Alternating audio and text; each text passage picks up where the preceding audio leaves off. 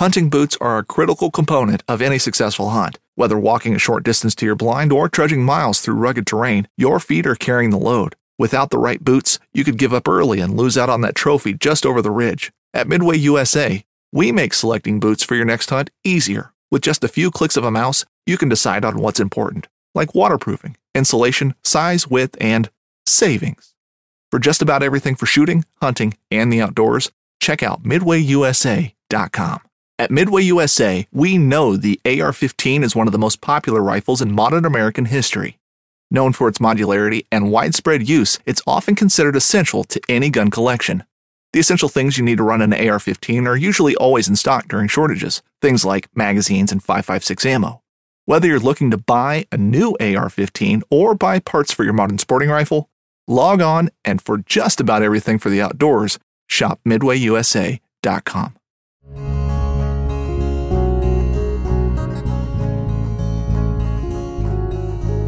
Welcome to the Casting Across Fly Fishing Podcast. I'm Matthew of castingacross.com, where I explore the quarry and culture of fly fishing. This is closing in on 150 episodes of the podcast.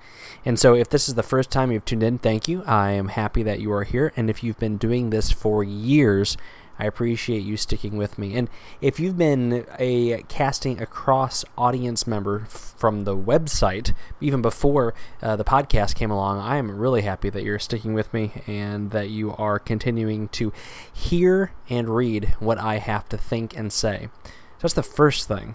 But we're almost 150 episodes in, and I'm realizing that I can adjust my microphone settings so I can actually have the air conditioner and the fan on in the room that I do the recording and it not interfere with the sound. It's been years, and in the summertime, I turn it all off because I don't want that background noise. And I have realized that with a couple of quick clicks of the mouse, I am able to mitigate that to the point where it is virtually imperceptible. And so you are continuing to get the clear audio quality you've come to expect from the Casting Across Fly Fishing Podcast. But you did not come to the podcast to listen to me talk about me having my air conditioner on a warm September evening.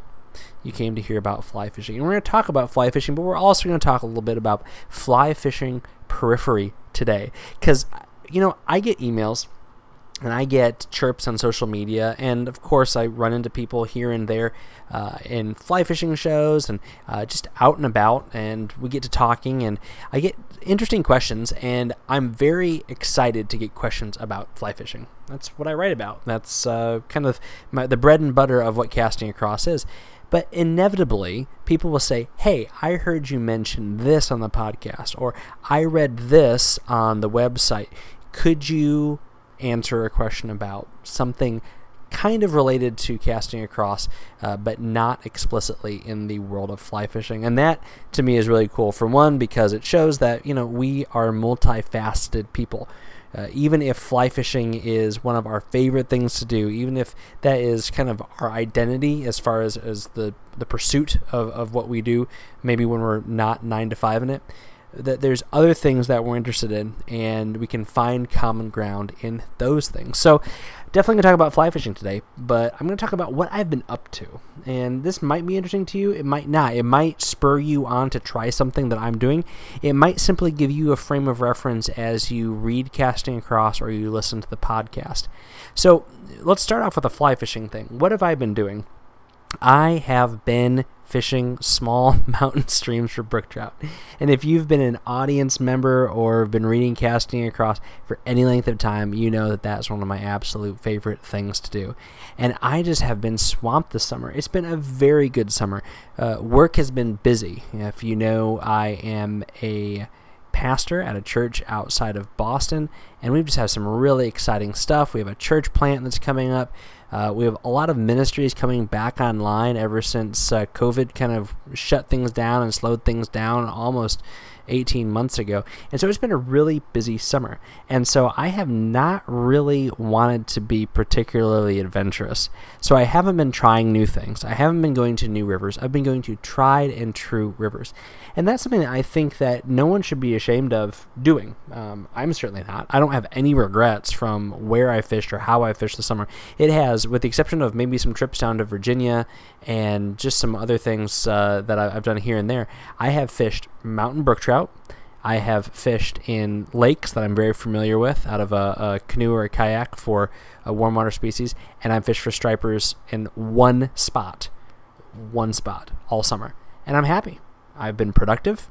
I've enjoyed it. I haven't had any FOMO with what I'm seeing other people do. Would I like to go and catch a big fish or a pretty fish somewhere else? Yeah, absolutely, but I just don't really have the bandwidth to do the kind of exploration that entails right now. I even have a stack of cash. That's my saving system for my trips. I don't save for trips in my bank. I save for trips in my top dresser drawer. So if you track me down and you break into my house, you could find enough money to go on a fly fishing trip, which is not enough money for you to warrant breaking and entering. Let me be clear about that. But I've got this stack of $20 bills just waiting to go on a fly fishing trip. I just have been content doing what I'm doing and haven't really had the opportunity or felt like I could afford a weekend away. That's where I am in life, where time in a lot of ways is more valuable than money. Not that I have money to spare, but in fly fishing, I have more stuff and I have more money than I have time. And so I'm happy to continue to do the same thing, go back to that same river and chase brook trout. And a couple stripers and largemouth thrown in for fun. But that's the kind of fishing that I've been doing. Now, looking forward to this fall, maybe as September rolls around, I've been taking a couple people fishing. I'm hoping to do that a little bit more as September goes on and into October in New Hampshire. Some of the rivers close down in October, so now is the time. I'm really excited about this. I'm looking into getting into duck hunting this season. I have only done it very, very casually, and I'm looking to integrate that into my outdoor activities. Something I've talked about a few times in the podcast is diversifying your outdoor experience. I don't know how many times I've been out trout fishing and I've seen ducks, and I've thought, I'm a decent shot with a shotgun. I could probably do this. This seems like a lot of fun. Inevitably, what's going to happen is I'm going to go out in the duck blind, or I'm going to go out in the boat, and we're going to be sitting there. I'm going to be seeing fish all over the place and not see any ducks, because that's the way it is. I see lots of deer and turkey when I am out fishing, and I see lots of trout when I'm out hunting. But we'll see how this duck hunting thing comes into the fold. So I'm getting ready for that, getting all licensed up, I'm really not like diving into it like I do with a lot of things. So I know this is very tangential, but stick with me. If you know the podcast and you know kind of the way I think, I like to really know my way around a subject. But for duck hunting, I'm really just excited about learning from my buddy who does this all the time. He knows what he's doing. He's the kind of guy who could be a guide if he wanted to, but kind of like me, he's got a real job and a real life, and duck hunting is just his passion. So kind of like fly fishing for me. And so I'm pumped about just taking, the passenger seat and having him tell me this stuff and just taking it in from his perspective, and then using that as kind of my starting place for figuring out how duck hunting fits into my fishing and outdoor pursuits. I'm excited again because, I know that feathers are pretty helpful when it comes to fly tying, and I know that duck meat is awfully tasty, and I also like being outside with good people and exploring new places. And there's a lot of places that are swampy where I live in New England, and so it's going to be great for duck hunting. So that's something that is on the horizon that, again, although I'm looking forward to it, I'm not throwing myself into the kind of research and comprehensive survey that I usually take when I am starting something new. So that's kind of something different, and hoping to kind of come at it from a blank slate. So you kind of see that dichotomy of my outdoor pursuits over the last couple of months. I have the same old fly fishing. I'm not treading any new ground with that, just deepening my familiarity and awareness of what I already know and I'm already relatively familiar with, but kind of I'm appreciating the ease at which I am fishing those trout streams, bass ponds, and striper spots, but also really taking time to focus in and grow in those areas. I haven't arrived. I haven't caught every striper. I haven't caught every brook trout. I haven't caught every largemouth or pickerel or smallmouth. There's always something more I can learn from these spots. And to me, growing in that way is as exciting, if not more, than like blazing a new trail into some other kind of water. But then also, even if I'm being lazy and resting on my laurels, I can still get into fish. But on the other hand, with duck hunting, I'm just going to take it as it comes and learn in that way. In a second, I'm going to talk a little bit about what I've been reading and listening to and some of the gear that I've been using lately. But first, I want to talk about Manscaped, because support for the Casting Across Fly Fishing podcast is brought to you by Manscaped. They offer precision-engineered shaving and grooming tools. And Manscaped has just launched their 4th generation trimmer, the Lawnmower 4.0. You heard that right, the 4.0. You can join over 2 million men worldwide who trust Manscaped with this exclusive offer for you, 20% off and free worldwide shipping with the code CASTING. That's C-A-S-T-I-N-G, casting, as in casting across, at manscaped.com. I want to circle back to something I mentioned when I was talking about Manscaped earlier. I was out hiking and fishing just last week up in the mountains, 4.5 miles in. I actually checked my steps on my phone because I felt like I was on the water a lot longer than the 3 miles that I mapped out. And just from moving around on the river, I had an additional 1.5 miles. What does that have to do with Manscaped? If you are a furry guy and you are hiking around, if you're getting hot, you're spending time outdoors, that can get uncomfortable. You might not even realize that the discomfort that you're feeling is because you are excessively hairy. So if you don't necessarily care about what others think of you, you might take an interest in something like the Lawnmower 4.0 to clean yourself up. I mean, this works everywhere outside of your face. And it's not going to snag, it's not going to pull, it has wireless, cordless charging, there's an LED light. That's cool just because it's a fun little feature. So I recommend this. It is a step above the kind of grooming tools that you would buy off the rack at a big box store. You can find the Lawnmower 4.0 and other shaving tools at manscaped.com. And again, you can get 20% off and free shipping with the code CASTING at manscaped.com. That's 20% off with free shipping at manscaped.com and use the code CASTING. You can unlock your confidence with the new Lawnmower 4.0 from Manscaped. So, other gear that's not male grooming related that I have been using over the last few months. I've talked about it before, but I am a big fan of the Redington field kits, and I've been using the Cold Water field kit. It's a 9-foot, 9-weight rod, medium fast action, behemoth reel, and a Rio intermediate striper line. It's an awesome combo, and for the price, it comes in at $350, and it has quickly become my go-to surf casting rod. It is not a super premium outfit, and it's not the quote-unquote best rod and reel that I have for fishing for stripers here in New England, but it's just a really easy casting rod, and it throws the kinds of flies, the moderately weighted flies with a non-wind resistant body incredibly well. So I find myself keeping the thing in the back of my van so that when I go to the beach with the kids, I can easily grab it, and it's all in one tight little package, and I can fish with it. So that has been a great rod and reel that I have been using this summer, and it's just a real pleasure to cast. And like I said in a recent podcast, you know, if you are on the fence about getting into a type of fly fishing, if you are a bass person and you want to try trout, or vice versa, you're a trout person, you want to get into saltwater, you could do a whole lot worse than going with a pre-packaged kit from one of the premium companies. And Redington has done a great job with these field kits. These are high-end rods and reels, but I feel like I've said it a million times, the line is top notch. They use really, really good reel line. I'm a fan of reel lines, and am totally happy to use their top of the line stuff because it just casts better. It is an immediate way, if you find the right taper for your rod, it's an immediate way to add a little bit of distance, a little bit of line speed, a little bit of accuracy, and all those things kind of work together if you find the right fly line. I've also found myself fishing more with a backpack. I have sling packs. I have a lot of different styles of sling packs. I have a couple of vests. I have a lot of storage options.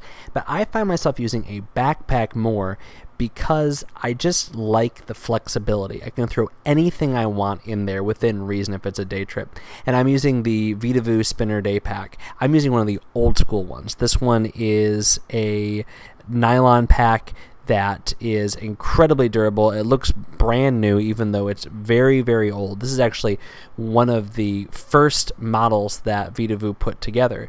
Now it's a PVC coated nylon, so the thing is water repellent resistant. You can't say waterproof because, like if you put your birth certificate and your social security card in the thing and submerge it, it's going to get wet and then you could whine and cry about that. So you can't call it waterproof, but it's very water resistant, the ones that you can buy these days.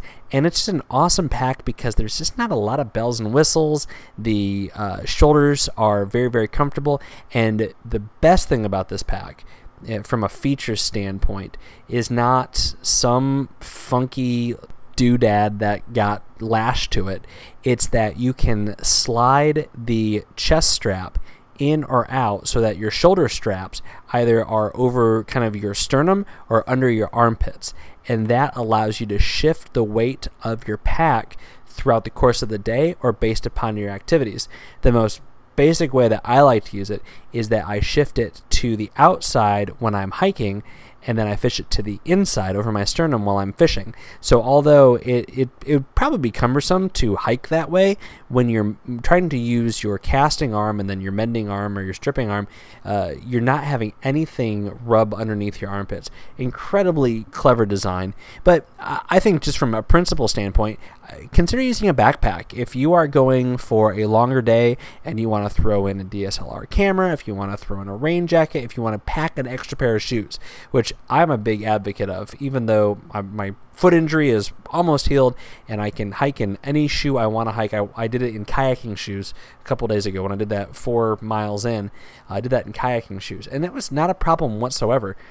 But consider bringing a backpack. Even though it might not be quote-unquote fly fishing gear, you might find that it is incredibly helpful and it gives you a lot of options. And you know what? You can bring a French press, you can bring a grill, you can really turn your afternoon on the water into something fun.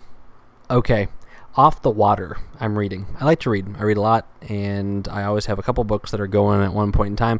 And I have quite a few going right now, and part of that is because I like to kind of keep my brain limber and just kind of bounce from genre and style. So I've got 3 books at work that I'm going through, and I have 2 books here at the house. One of the books that I'm going through is called The Feather Thief, Kirk Wallace Johnson. And this came out a couple of years ago, and there's some really good interviews with Johnson, including one on Tom Rosenbauer's podcast. And I would definitely recommend checking that out if you just have no clue what this book's about. But it's not a fly fishing book, it's not a fly tying book, but it's about feathers and fly tying and true crime and mental health and all sorts of stuff. So it's a really fun book. I mean, you can get it for a couple of bucks in paperback. I bet you can find it at a used bookstore. You can grab it online. But I'm also reading, this has nothing to do with fly fishing, I'm reading C.S. Lewis's Space Trilogy. So I'm not a sci-fi guy, and I'm not even a huge C.S. Lewis fan. You might say, oh, you're a pastor, you know, like C.S. Lewis. C.S. Lewis is kind of more of a philosopher than a theologian, but that being said, I really appreciate his perspective on worldview stuff and the way he thinks through things. I don't agree with a lot of the things that he says, but you know what? That's a good thing to do, is to read and listen to people you don't agree with everything they say. But this Space Trilogy is incredibly different than, say, the Chronicles of Narnia. And it's just a really great read. There's 3 books in the series. It is Out of the Silent Planet, and Iron Maiden has a song called Out of the Silent Planet about the book we're talking about.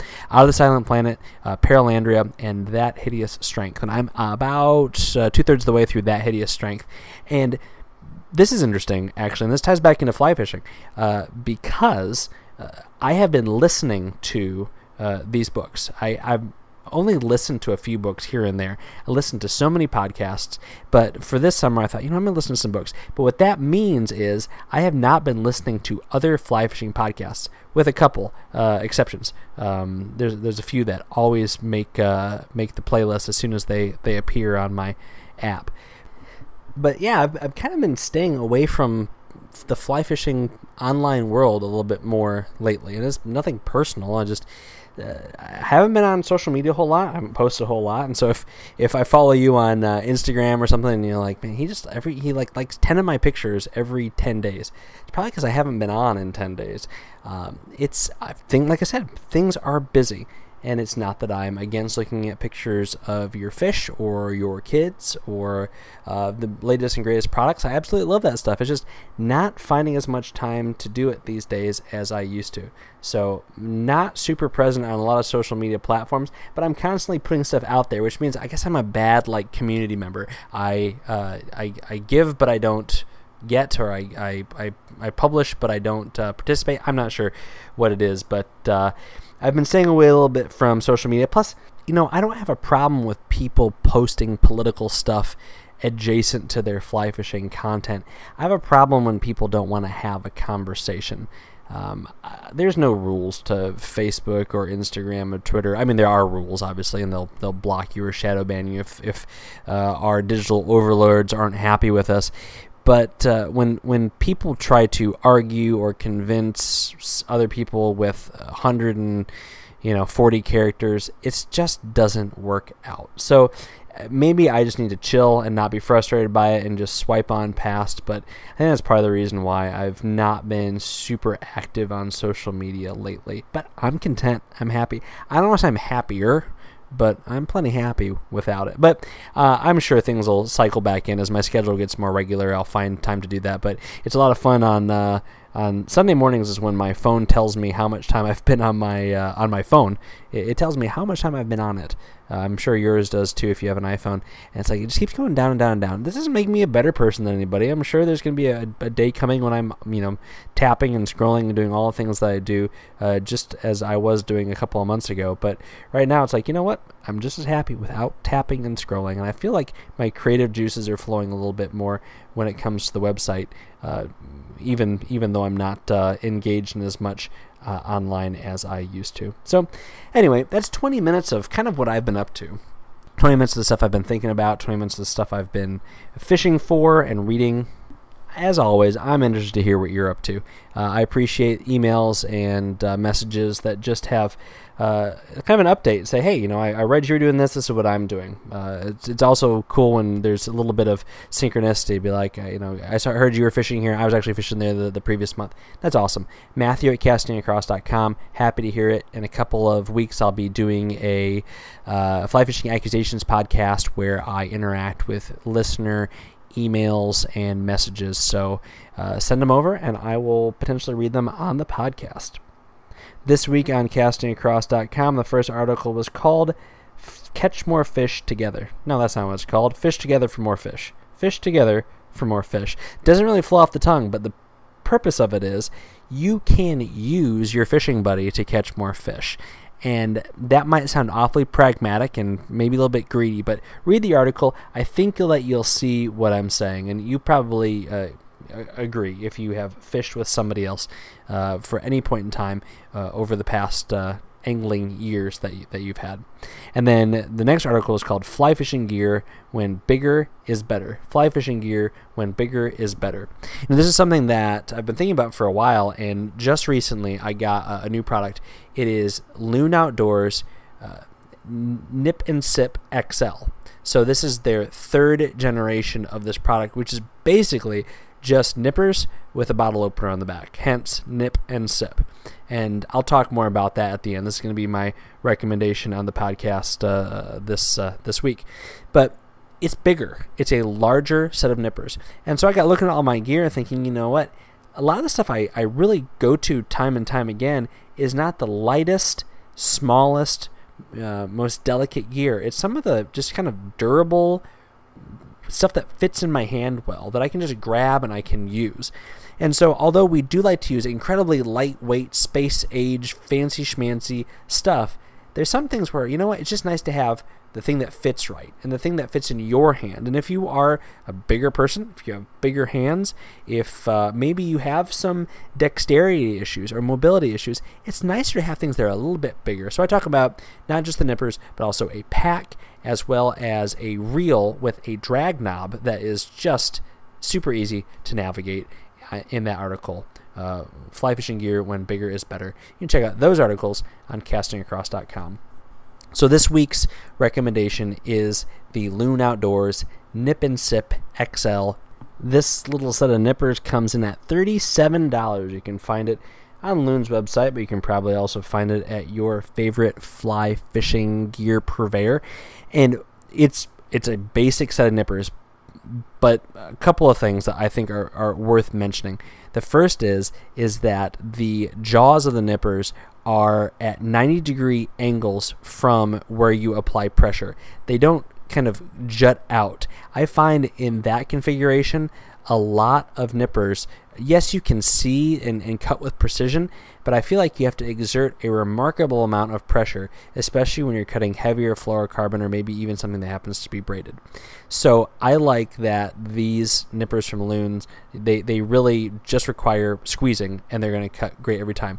But the hand positioning doesn't matter that much because you can grab these things anywhere because they're big. So if you have a pair of gloves on, if you've got big hands, you're not having to kind of use your pointer finger and the tip of your thumb. You can just kind of grab it with your thumb and the side of your forefinger like you're doing a normal pinching motion. And I really like that. Bottle opener works great. Perfect little bottle opener. Comes with a great little lanyard. I mean, they're a little bit bigger and they're a little bit more bulky, but if you have the thing hanging off of your neck or you're going to have it hanging off your pack, you're not going to notice it. I had the thing hanging around my neck for the aforementioned, 8-mile there and back jaunt into the woods, and my neck wasn't worn out. It didn't wear a hole through my shirt. It's just a great pair of nippers that are in kind of that medium to medium low price range for what we find in fly fishing today. So I'll put a link to the Loon Nip and Sip XL in the show notes to this podcast page on castingacross.com. Thanks for listening to the Casting Across Fly Fishing Podcast. Please subscribe in your favorite podcast app and rate the podcast in iTunes. Then head over to castingacross.com for 3 posts a week on the people, places, and things that go into the pursuit of fish.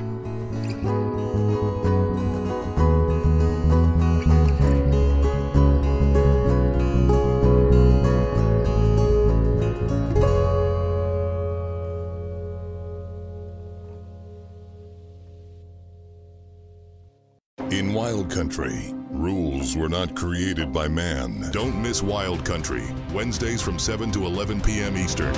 Presented by Primos. Speak the language. Waypoint TV, the destination for outdoor entertainment. A life that has the stories to back it. A life to be proud of. It's a Winchester life. Yeah, baby. 6'8" Western. Oh, mule deer, baby, right there. Tune in every Tuesday at 7 p.m. Eastern on Waypoint TV.